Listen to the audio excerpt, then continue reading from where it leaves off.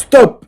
Aujourd'hui, je vous parle dopamine et scroll infini. On croit scroller par ennui, par manque de discipline. C'est faux. Le cerveau, dans ces moments-là, se fait simplement piéger. Et il peut pas s'arrêter. Dans les années 50, un psychologue américain, Skinner, a découvert quelque chose de fascinant. Des pigeons appuyaient sur un levier sans jamais s'arrêter, dès que la récompense en nourriture devenait aléatoire. Ce mécanisme s'appelle la récompense variable. C'est l'un des plus addictifs qui existent. Et vous le connaissez peut-être, c'est celui des machines à sous dans les casinos. Et c'est exactement celui qu'ont adopté les plateformes dans leur design. Alors, concrètement, ce qui retient l'attention, ce n'est pas la vidéo qu'on vient de voir, c'est l'attente de la suivante. Et oui, la prochaine sera peut-être nulle, ou ce sera peut-être la meilleure de la journée. Eh bien, ça, le cerveau, il ne le sait pas, et il veut continuer de chercher. Et forcément, ça, dans le cerveau d'un adolescent, c'est extrêmement actif. Car ce qui est censé venir